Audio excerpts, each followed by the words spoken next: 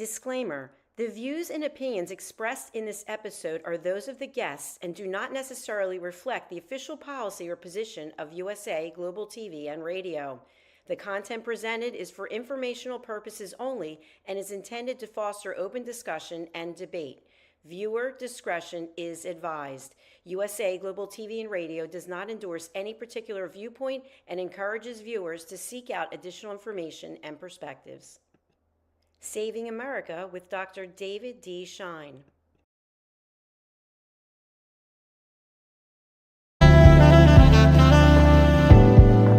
Welcome to USA Global TV and Radio, where our mission is to provide education, entertainment, hope, and inspiration.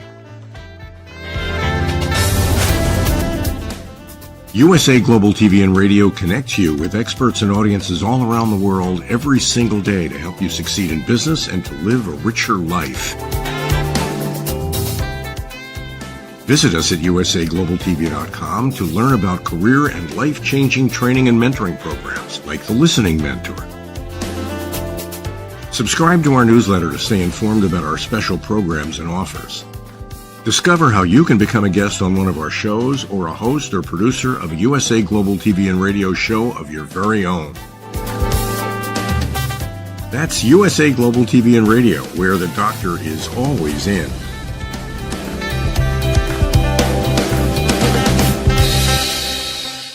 Welcome to Saving America. This is your host, Dr. David D. Schein. Putin bombing innocent civilians in Ukraine. Where are the protests in America? Okay, so Trump has not had much progress with the key campaign promise. In fact, both Hamas still hold hostages and Ukraine is still being bombed. On Israel, Trump has been quiet on the removal of Hamas. However, it is still painfully slow. Israel has been held back regarding Iran due to what I believe will be pointless negotiations with the terrorists running Iran. Time to bomb their nuke program back to the 8th century. Ukraine made the rare earth deal with the United States. Trump told Putin to clean it up, and he has instead sent record numbers of drones and missiles to wreak destruction on civilians. Time for the USA and Europe to arm Ukraine to the teeth and finally cause enough casualties that the good people in Russia toss out this deranged murderer. An additional observation is that the proof that the pro-Hamas protests are simply anti-Semitism is that these same clowns are not protesting the number of civilians in Ukraine being slaughtered. Remember, just like Israel, Ukraine did not start the conflict that it has found itself in. Seattle, how to ruin a great city. Some years ago, I attended a conference in Seattle. I had a nice time. I did observe that there were a lot of street people, however. Since then, the city has gone into the dumpster and continues to decline. Reports are that they are short on effective policing due to anti-police policies and that the streets are unsafe. Recently, a religious group held two quiet events with proper permits in Seattle. Each time, terrorists violently attacked them. The understaffed police managed to arrest 23 of them across the two events. No telling if there will be any real punishment, especially when the scumball mayor claims that the pro-life group was at fault for this event.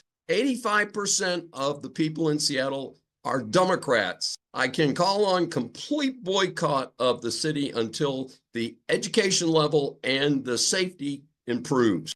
On the plus side, Trump appointed FBI Director Dan Bongino has announced an investigation into targeted violence against religious groups by the city. Hey, maybe the feds will get something done if the locals don't. Tariff chaos shifts into high gear. As the world disorder and reactions to Trump multiple tariffs and then backing off many of those tariffs continues, it gets even crazier. That's right. The U.S. Court of International Trade ruled that Congress, not Trump, controls most of the tariffs involved. This means a trip through the Federal Appeals Court and then likely SCOTUS. The alternative would have to be Congress fixing the situation, but unlikely to have a fix there with the very narrow margins in both houses of Congress.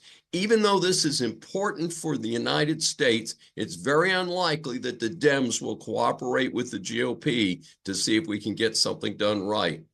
Trump had relied on the authority under the International Emergency Economic Powers Act of 1977. However, the court did not buy Trump's arguments on either emergency declarations or plenary authority on tariff applications. The Constitution assigns Congress the exclusive powers to lay and collect taxes, duties, imports, and excises, and to regulate commerce with foreign nations. A citation to the Constitution from the court. The question in the two cases before the court is whether the International Emergency Economic Powers Act of 77 delegates these powers to the president in the form of authority to impose unlimited tariffs on goods from nearly every country in the world. The court does not read this statute to contest such unbounded authority and sets aside the challenged tariffs imposed thereunder. So the court concludes that Congress, not the president, has the power to control the tariff situation. This ruling seemed like the end of the big story on tariffs for Trump. Well, remember I mentioned whiplash recently? Yep, the Federal Appeals Court quickly stayed the order of the Court of International Trade. So Trump's tariffs live on, at least for now. I still think they are on the way to SCOTUS. Note, some tariffs are under different laws. They are not subject to the current round of court suits like those on autos, steel, and aluminum, which are some pretty important products that are not subject to the current court suits. It would be great if Congress would do something to help with the world imbalance in trading against the USA and take the issue out of the courts. You know what, folks? This might be a rare opportunity for the Democrats to cooperate with the GOP and prove they're not as stupid and revengeful as they appear to be. So let's see what happens, folks. But like I said, this tariff turmoil still continues. The real story on DEI. DEI is not dead, only hidden better. That is based on a report about some games being played at UNC. A recent article by John Sexton in Hot Air claims that there is undercover video from an office where Janet Sanders, an assistant director of leadership and community engagement at UNC Charlotte, is describing how things work since DEI was banned. She jokes about DEI being renamed. We've reorganized. We've recalibrated, so to speak. We don't have to call them diverse groups of people. We can just say everybody has a different stock of knowledge.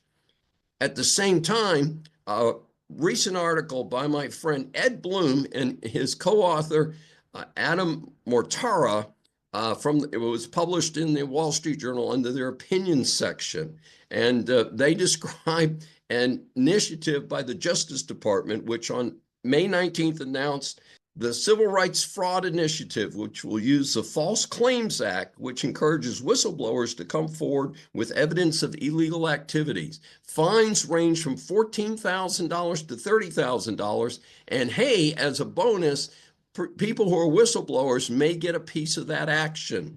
So Americans, if you see the illegal discrimination continuing, take action. You might just get a piece of the action, as I just mentioned.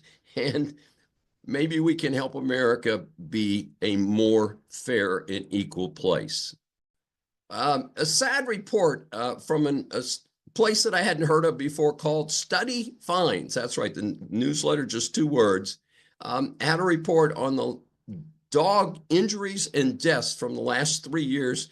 Talks about this from a legal standpoint, is dog owners need to take responsibility, and they identified the 3 most dangerous breeds. And not surprisingly, especially because this is a breed very popular in Texas, are pit bulls with an amazing 27% of dog bites and 61 fatalities in the last 3 years.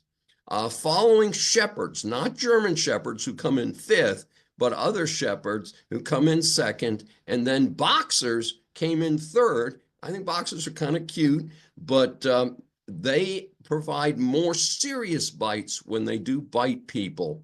So one of the other caution flags that came with this article is that these breeds also tend to be breeds that are not being inoculated as well as other breeds. Therefore, when they do bite humans, they may convey more serious illnesses from their injuries. So this is a very serious situation.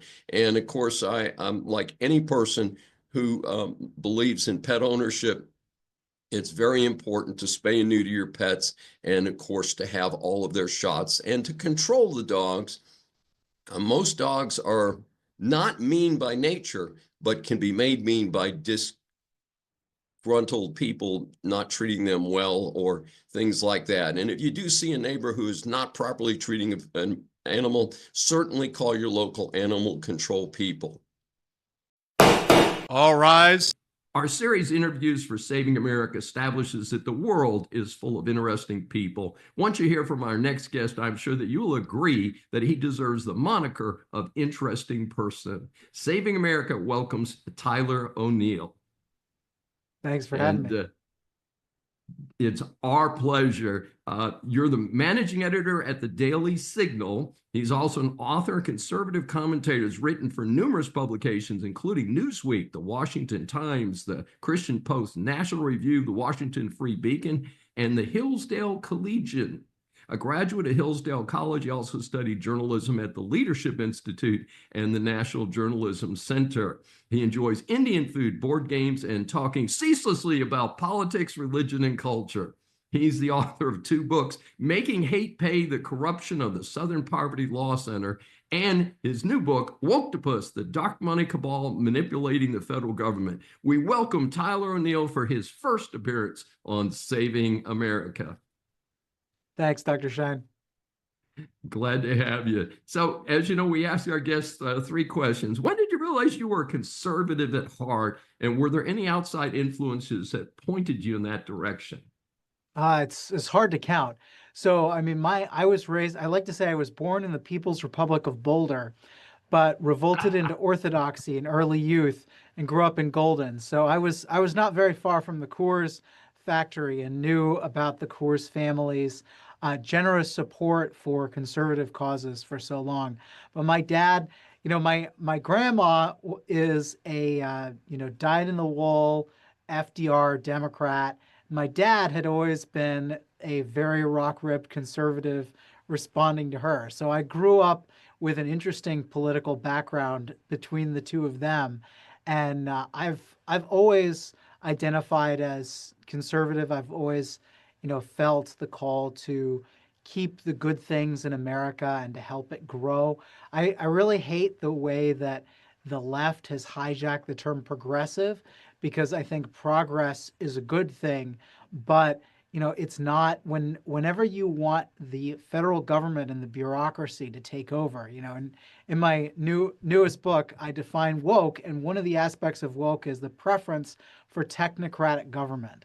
And the so-called progressive movement is all about a preference for technocrats over the people's elected representatives. And you see that never stronger than in the whole COVID pandemic, when they came out and they said, we lied to you, but we lied to you for good reason, because we were just doing white lies to protect you.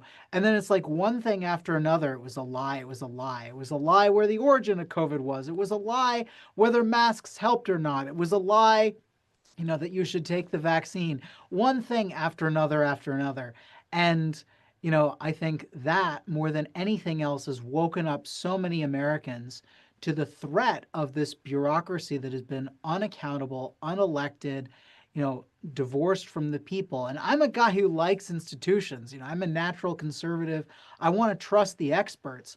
But when the experts are pushing things like gender ideology and, critical race theory and climate alarmism, I'm like, no, these people are not real experts.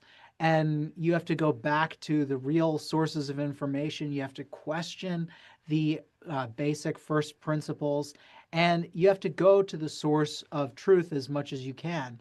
And, I'm a conservative. I've always seen the source of our values being, Judeo-Christian heritage, which I studied a lot at Hillsdale, rooted firmly in the Bible and in Christian tradition and in, so much of the wisdom of the past.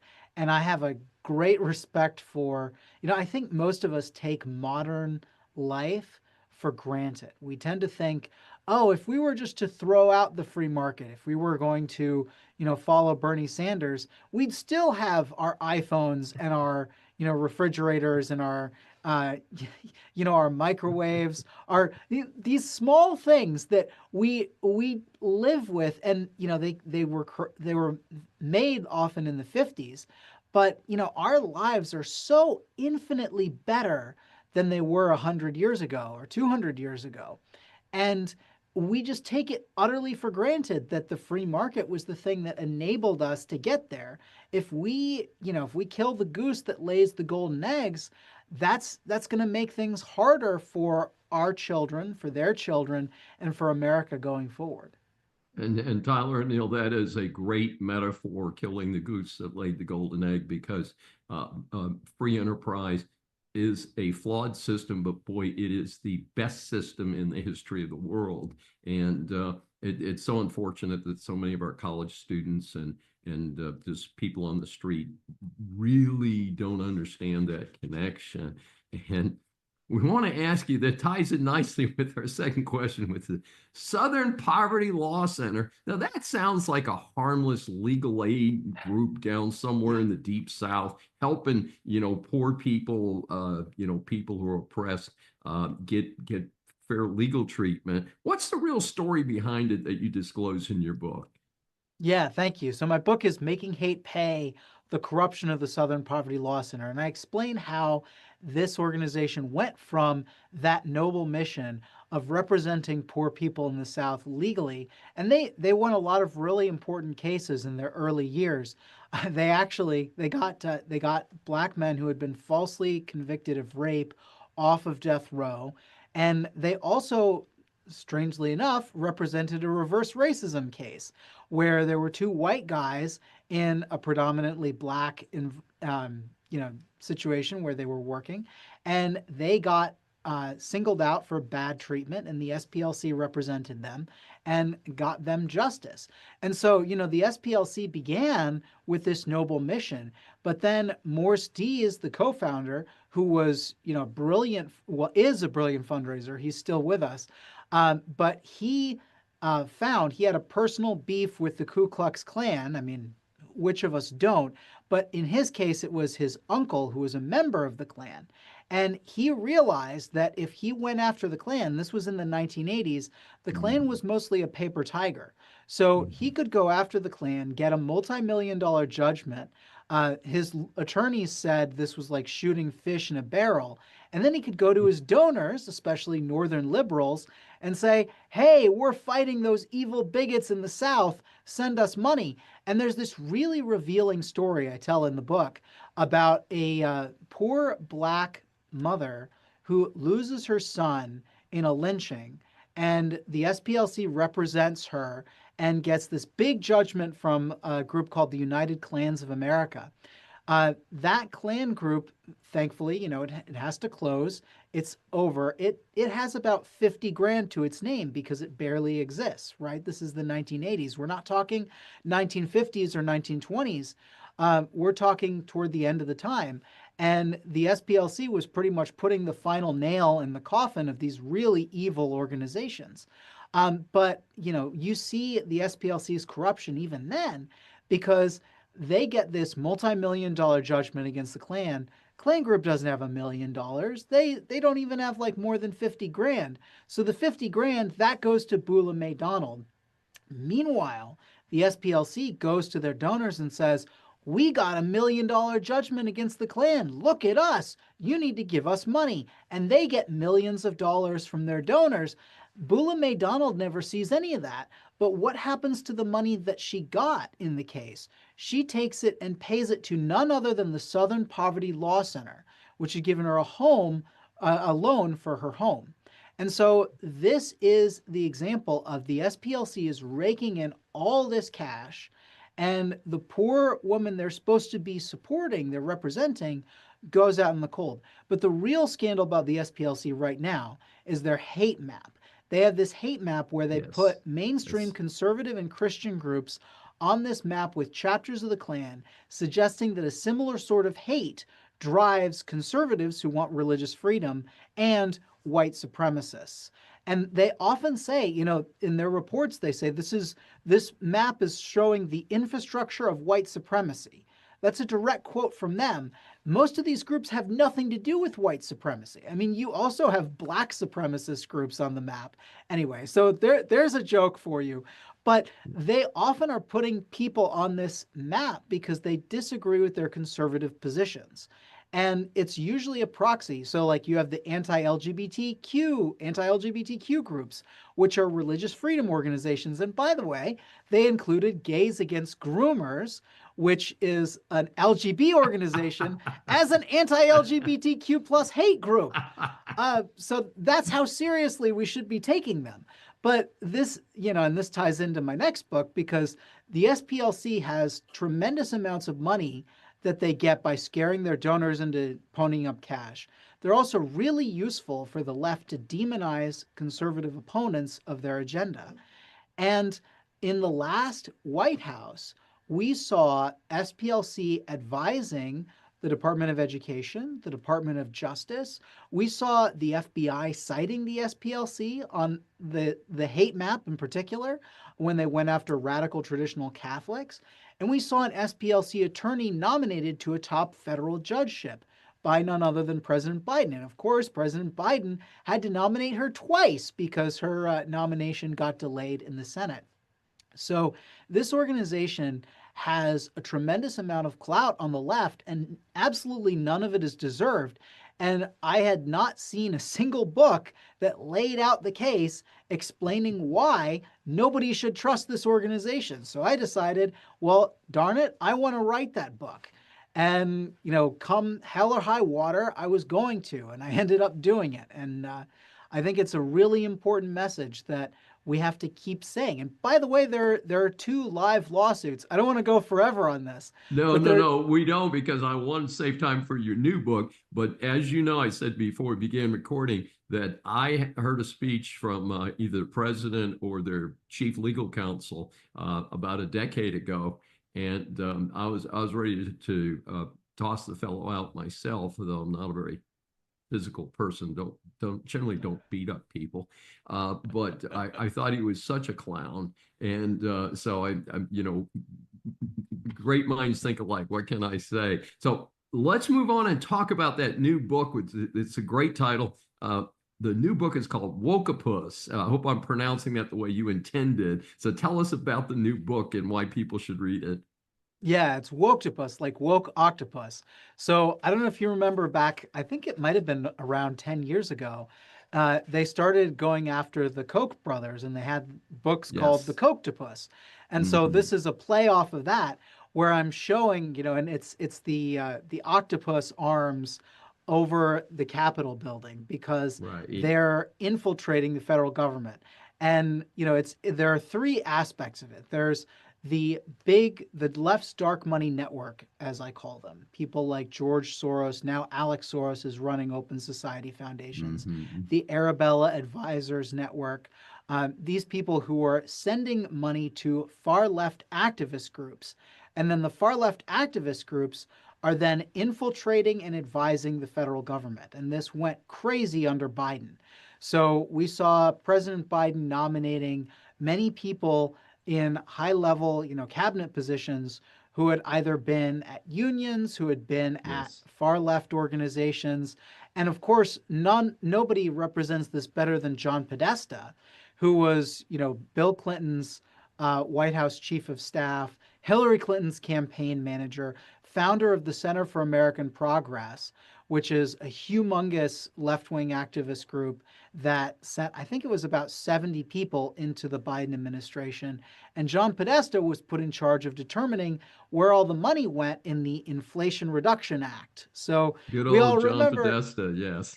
Yeah, it's like, and he was on the board of one of these Solyndra-style green boondoggle companies that fell apart. Yes. So yeah, I tracked the influence, and that's why, the book on the Southern Poverty Law Center led very naturally into this one, because I saw the weaponization of government against conservatives, and there was a heavy hand of the SPLC in the Biden administration. One other thing I want to mention, because I think it's really interesting, we all remember when Biden declared Transgender Day of Visibility on none other than Easter Sunday. And one of the reasons why I think he did that was because of the impact of the Human Rights Campaign, a group I call the LGBTQ Mafia. Because what they do is they go to corporations, they go to influential people, and they say, look, if you don't toe the line, we're going to sick our activists on you, and we're going to give you a bad score on our corporate equality index. And then what that ends up doing is it tells all the investors who follow the ESG model that they should never put money into these companies. They should blacklist them. And so the Human Rights Campaign had tremendous impact in corporate America. Thankfully, that's largely eroding now, especially with President Trump and his executive orders. A lot of companies have pulled out of the Human Rights Campaign index, which is a really positive step for our country. You know, it's getting business back into the business of business, as opposed to the business of pushing left-wing ideology. And I don't want these groups to be constantly focused on pushing conservative ideology. I want them to be focused on making the best goods for the American people at the lowest price so that we can all benefit as a society. And groups like the Human Rights Campaign are one of the main ones pushing capitalism in this socialist, this very anti-market agenda. But anyway, under Biden, the Human Rights Campaign released this document saying, this is exactly what we want the federal government to do. And Biden essentially said, you want me to jump? How high? And he implemented at least 75% of what the Human Rights Campaign asked for. So I have what I call the Biden Equality Index, where the president scored far too high, and we should all be using that as an albatross around the Democratic Party. Well, I think given that they're polling between 17 and 21% right now, last I saw, they keep talking about Trump's poll numbers, but the interesting thing is a lot of the media, you mentioned something about language, and I just wanted to mention a couple of things. Progressivism was a positive concept as America turned the corner literally in 1900 with McKinley assassinated, of course. Teddy Roosevelt came in, and that was the birth of progressivism. And it was this launch that allowed America to win 2 world wars and land on the moon first. This current movement, I call them the regressives. I think they're just totally misnomered.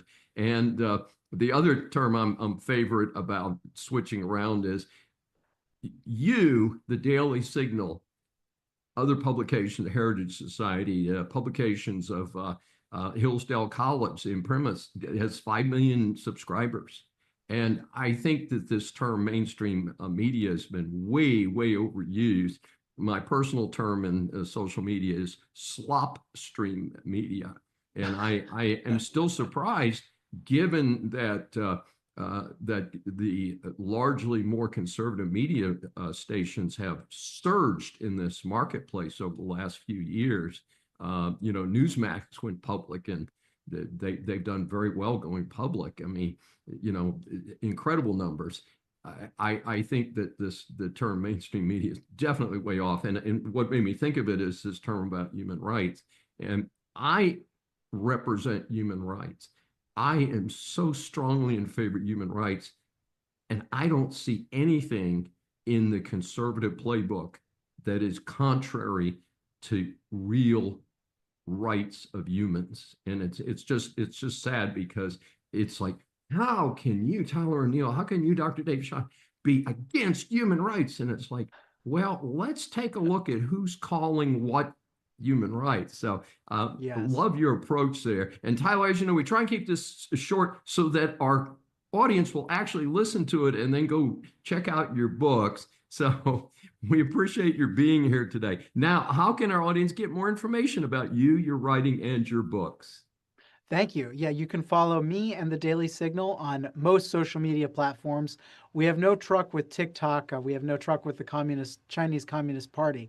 But you can find me on X, the platform formerly known as Twitter, at Tyler2 O'Neill. You can find the Daily Signal there. You can find us on Truth Social, Facebook, YouTube, Instagram.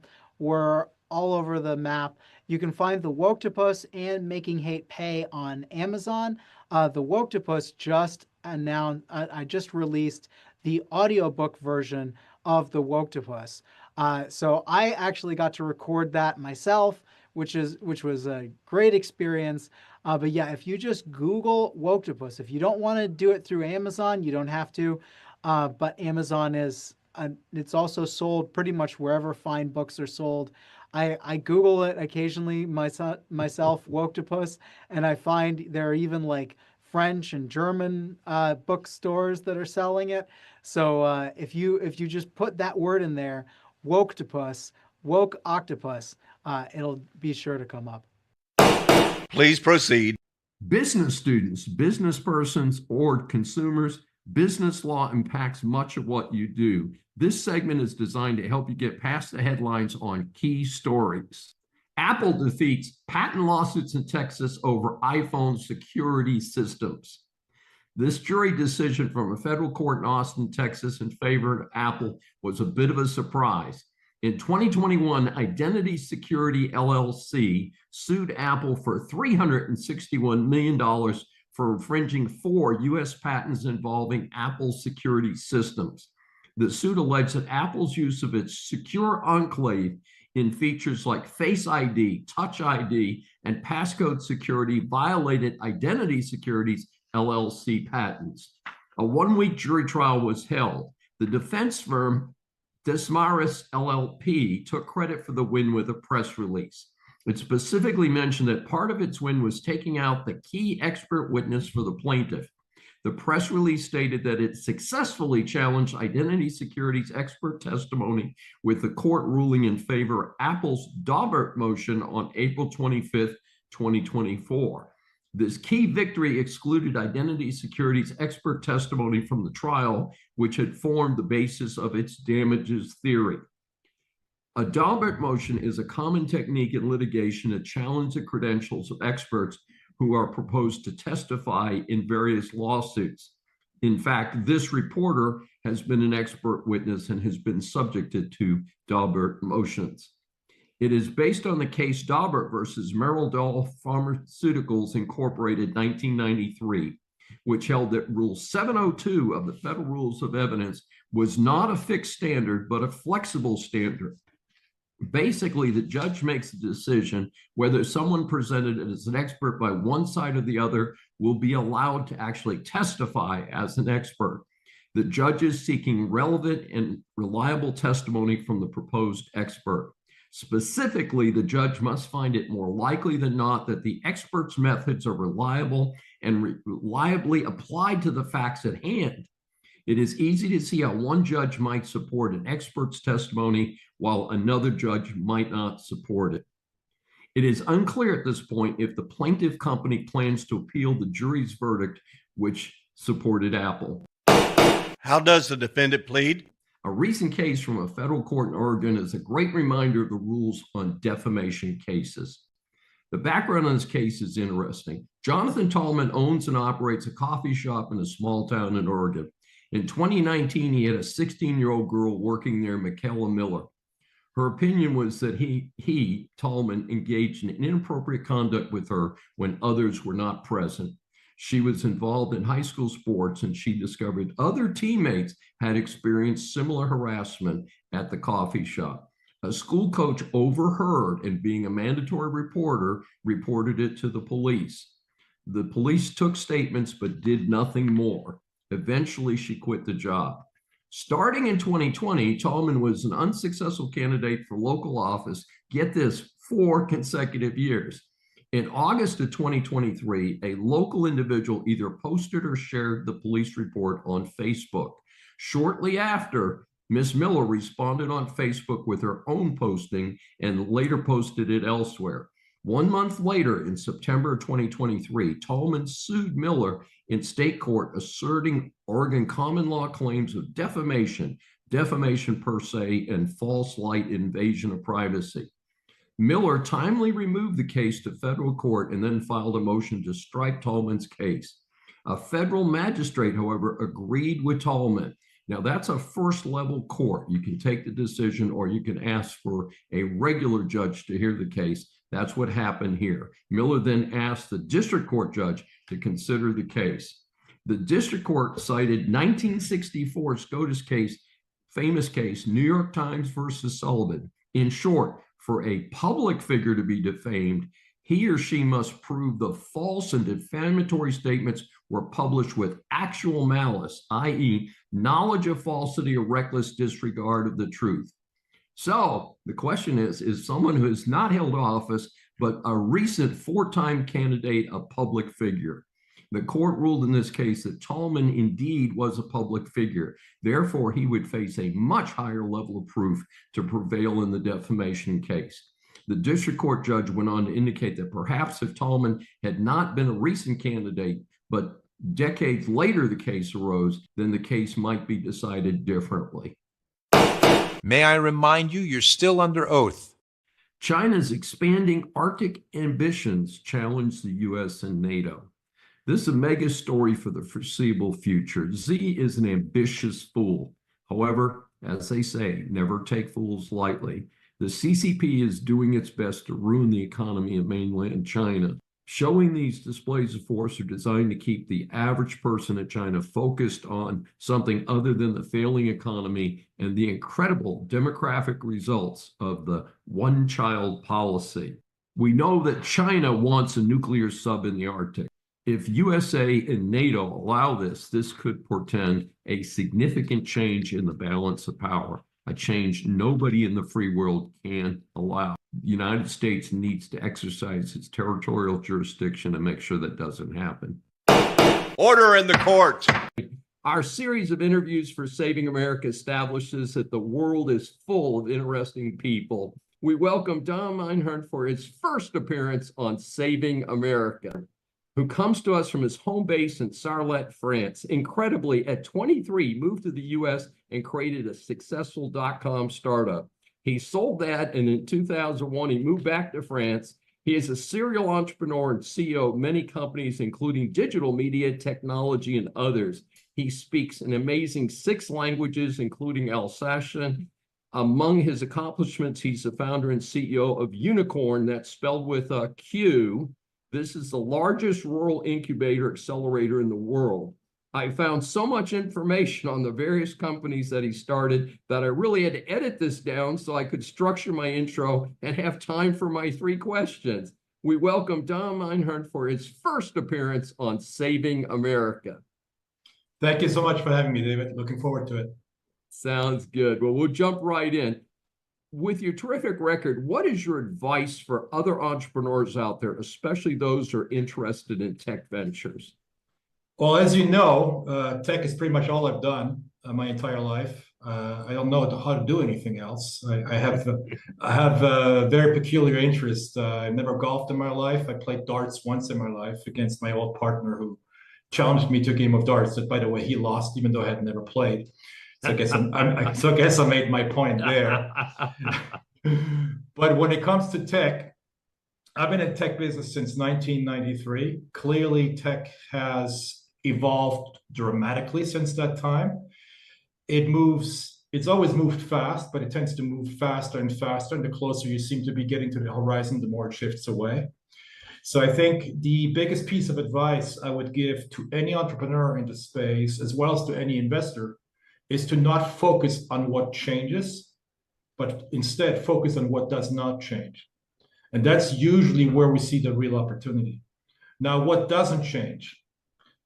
People tend to change a lot less or a lot less faster than technology does. So communities, for example, when you're building a business, a B2C business, business to consumer business online, for example, you're trying to engage with the people, you're trying to retain people, you're trying to nurture people. That sense of community, in my book, is more important than it's ever been, no matter how much the technology changes, no matter how we engage with people.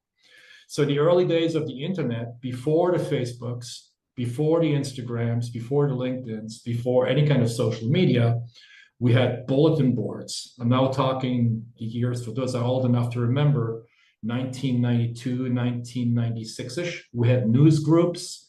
people were engaging using primarily text. Then they were engaging using images as the technology would mature. And then in the early to mid 2000s, a little bit of video, more and more video. Now you have TikTok that you guys might be banning soon in the US, which is video only. But at the core of this, despite the technology changing, the willingness of people to engage into meaningful interactions, into conversations, that never changes, never has changed. Storytelling, we've been telling each other stories since the first campfire, I guess, or even before the campfire. That becomes more and more important. So when you're looking at building a business, the best recommendation I could make is focus on what doesn't change, what will be here tomorrow, because none of us have a crystal ball to predict the future. Well, I think that's very sage advice. And in fact, in order to make sure I made the time this morning, I skipped my technology networker at the new ION Center here in Houston, which is sponsored by Rice University. And it's very interesting to have people like me who are consultants to business meeting with what are, generally speaking, some very young entrepreneurs. Some of them have, college age, a couple even high school age. So it's a very dynamic time in the world. Let's switch gears a little bit here in our question number 2. You are also an active investor in sports franchises, including previously a semi-professional rugby club. What attracts your interest in sports franchises and rugby in particular? I think it's a great transition from the first question. I don't think there is too much of a dichotomy between the first and the second question. It goes back to community. Where do you find the most engaged communities? The most loyal communities in sports. I talk to you're in Texas, Dallas Cowboy fan, right? Obviously, those go way beyond Texas because we have them in France as well. I grew up as a Raider fan. I still am. Lord forbid, it's been over 20 years since I've had some satisfaction on the field. Yet I'm still a Raider fan. And what attracted me to the Raiders very early on is I was very sensitive to brand. Right. So, for example, here's a brand. Here's a rugby team, our local rugby team in Haguenau, France, right here, for those who have video. Okay. Yeah. And something we're going to talk about a little bit later on the back end. Right. So what's interesting about sports is that you can directly engage with a fan base. You can carry a message that's a sports message, tag along a sponsor message in a very organic way. In a way in which it resonates. So and now I'm talking primarily about amateur sports and semi-professional sports. When you go into pure play pro sports, it tends to get a little different. But at an earlier stage, if you're looking at an amateur sports team, it's typically run like an amateur startup. You have a lot of volunteers, a lot of people that work for free, some of which have been with the team for 30, 40 years. They only have the team's best interest in mind, clearly, because they're not getting paid. Yes. They're diehard fans. They will do anything for this team to, in many cases, survive because the team has very little in terms of means. And then as a corporate brand, you can identify these niches, these pockets of opportunity, step in, sometimes for very little money, and help that team grow while growing your own brand. So the local team here in Haguenau, northeastern France, we've been with now for just a little over a year, that we invested in. We completely redid their entire brand, their jerseys, the derivative products, like the one that's right on this table here, mouse pads, bags, jerseys, the whole gamut, with a redrawn brand, which is their own, which is a historic brand. The club's been around for 50 years. And tag along our brand, Masters of Trivia, and growing them together in a very symbiotic way. Every time their brand is shown, ours is shown. Every time ours is shown, theirs is shown. It's also shown in a way that's engaging to the fan base, that's engaging to the press. So every Sunday, typically, or every Monday, sorry, because the games are on Sunday, the weekend games are covered in the press, on social media, and you can measure the impact that you have for your own brand, and you can measure the ROI, the return on investment, or what we call the return on brand, the ROB. You can measure it down to the dollar. There's software today that allows you to see how many times the human eye on social media or when they're looking up the pictures of the weekend game has seen your brand and put a value on that and calculate what the ROI is depending on the ad spend that you allocated towards that effort. And what we found out, and that's to answer the second part of the question, why rugby, is that if you look at sports in general, according to our research, internal research, and we spent a lot of time on that, the number one sport in the world in terms of ROI, sponsorship ROI, is ping pong, table tennis. Okay. When we saw that, we were like, wait a second, how is that? And I have a late brother who was a businessman as well. He would only sponsor table tennis, and he had told me this already 10, 15 years ago, and I kind of brushed it by the wayside and said that he probably had one too many drinks to tell me this today because it was on a weekend. And it turns out it was right. So but very often it's due to extreme examples. So let's take one example. During COVID, we all remember COVID. Yes. We all remember that all sports games were literally banned as a result of human contact. When that happened, in places like ESPN, pure play sports channels panic, right? We had all these games planned. Now we got nothing to show. What do we show? What's going on? What do we have in our library? What can we show the people? What's engaging? Oh, we have the World Championship for ping pong from last year. Ping pong is always interesting to watch for anyone, whether we like it or not, right? But now behind that table with the camera angle straight on it, you have now a game that's never been seen before where 2, 3, 4 million people per week watch now these World Championship tennis ping pong organization, and the sponsor behind the table spent $3,000 to have their sign there and getting millions of dollars worth of exposure. So you have dramatic ROI, dramatic ROB, return on brand, as a result of this once in a lifetime lucky event. Lucky, I put this in brackets clearly because it was during COVID. The second sport that comes close to ping pong is rugby. Here I'm going to take another example, driven purely by metrics. If you're looking, for example, at the French national soccer team, as you call it in the US, soccer versus football, even though we play with a foot, you typically, now we have the Euro Cup going on as we speak. France is qualified for the round of 16, which they will play on Monday against Belgium. There will be roughly 12 to 15 million people, French people, watching that game, give or take. The rugby team tonight, which is the final between Toulouse and Bordeaux for what's called top 14, top tier, the equivalent of the NFL in the US, will be roughly watched by 8 million people. So give or take a little bit more than half the soccer.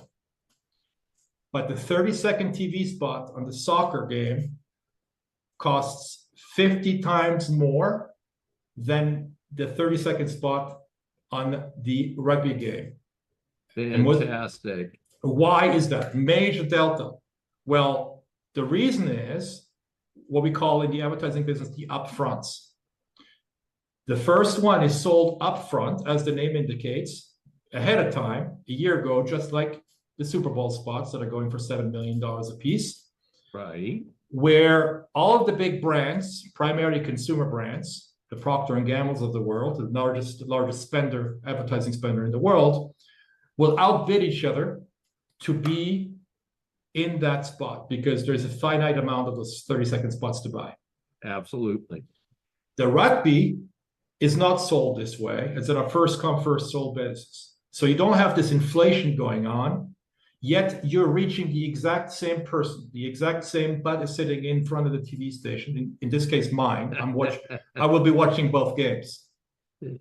So why is it that my butt in the chair watching the football game, the soccer game, costs 50 times more than my butt in the chair watching the rugby game? It makes no sense whatsoever.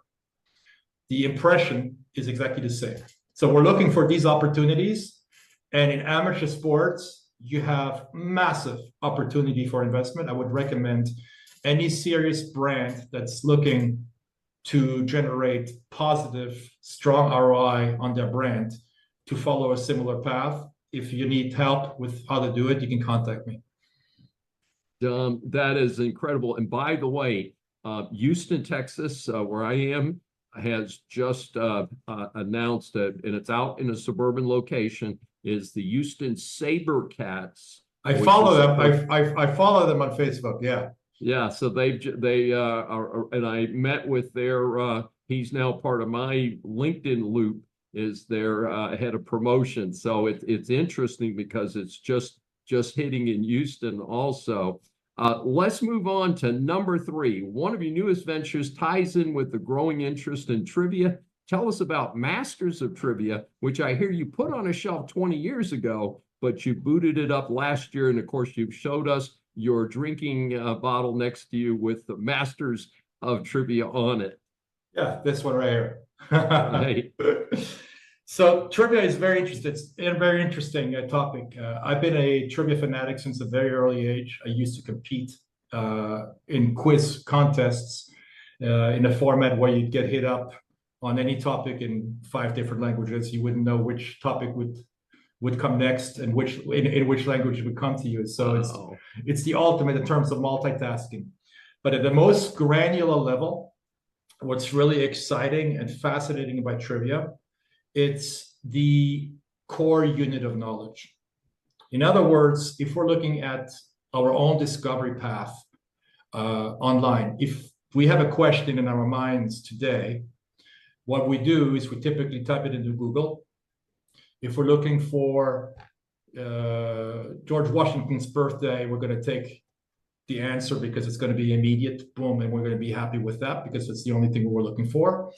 But if we're looking for Ronald Reagan's curriculum, we're going to have to dig deeper. We're going to see his birthday. We're going to click likely on Wikipedia giving us an encyclopedia of knowledge on pretty much anything.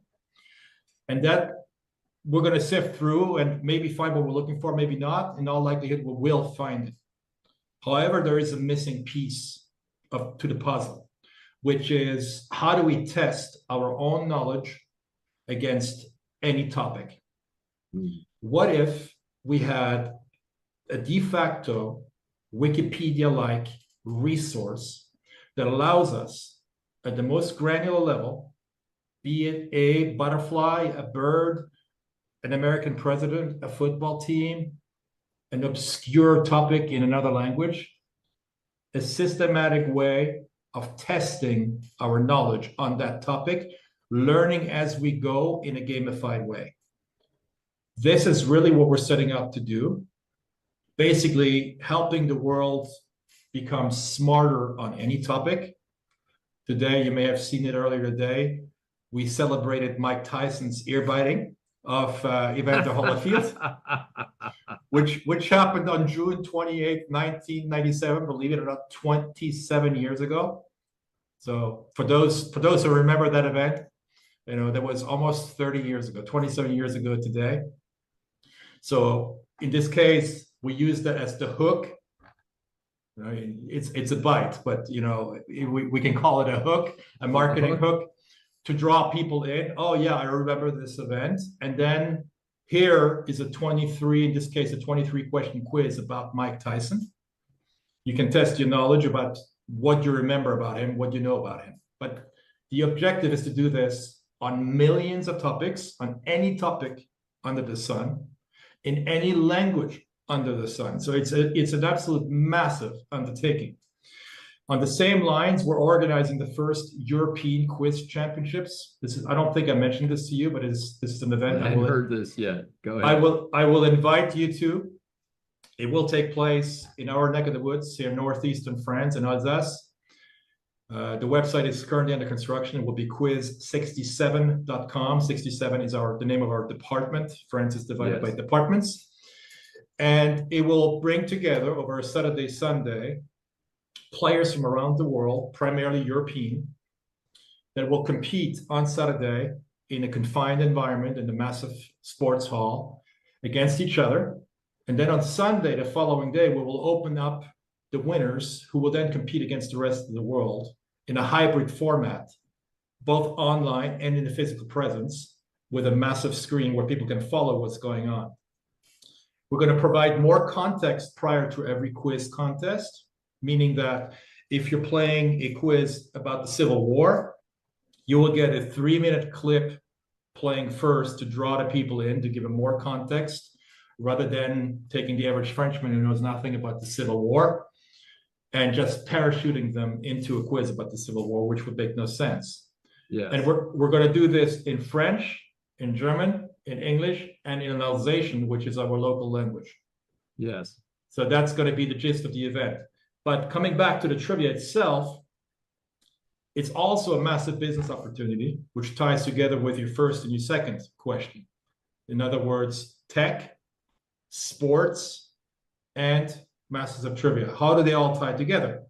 Well, if you can target a user down to the most granular level, and you look at these unit economics, and you're taking, knowing that you can create a quiz on any topic under the sun, in any language under the sun, you can pick any. You can drive community to that topic, because no matter how targeted that interest is, let's say fly fishing, not in general, but fly fishing in northeastern Montana, you will have a community of fly fishermen in northeastern Montana that you can target with a quiz that's specifically built for that purpose. And then you can tie in local guides, fly fishermen from northeastern Montana that will want to sponsor that quiz with pinpoint accuracy, content and context. When you're going to that guide, today, he's probably using some Facebook ads, he's probably using some Google ads, maybe some other venues, but very often he's challenged to find the right medium that is perfectly aligned with his line of business. That is no longer the problem here with what we're setting up to do. We can give him the perfect context and the perfect content and align them both together and make them both resonate without turning off the user. Because if you're, as we all know, very often when we like content, we're annoyed by the advertising that's superimposed on top of that content. Absolutely. But if that content, if that context is perfectly aligned with the content, if I'm playing that fly fishing trivia quiz about Montana, and the ad that's rolling right next to it is a fly fisherman from northeastern Montana, I'm not going to be turned off by it. I might actually click on it. I might actually contact it. Dom, we could do this for hours. As you know, we talked before we began recording, and we have so much to talk about. But like I said, we try and keep this to a certain length so that people actually watch this fascinating interview. I know I'm looking forward to seeing this again. Tell people, how can they get more information about you? Where should they go? Probably the easiest way is the way you found me, is on LinkedIn. So okay, I believe I'm the only Dom Einhorn, D-O-M, not Don, not with an N, with an M like Mary, Einhorn, yes. E-I-N-H-O-R-N. And from there on, you'll find the links to Masters of Trivia, our website, and everything else. This session is adjourned. Thanks for joining me for Saving America. If you have questions or comments, please find me on various social media sites. I'm Dr. David D. Schein, and I will see you next week.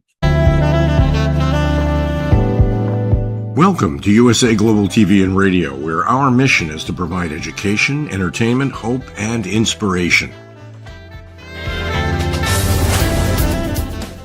USA Global TV and Radio connects you with experts and audiences all around the world every single day to help you succeed in business and to live a richer life. Visit us at usaglobaltv.com to learn about career and life-changing training and mentoring programs like the Listening Mentor. Subscribe to our newsletter to stay informed about our special programs and offers. Discover how you can become a guest on one of our shows or a host or producer of a USA Global TV and Radio show of your very own. That's USA Global TV and Radio, where the doctor is always in.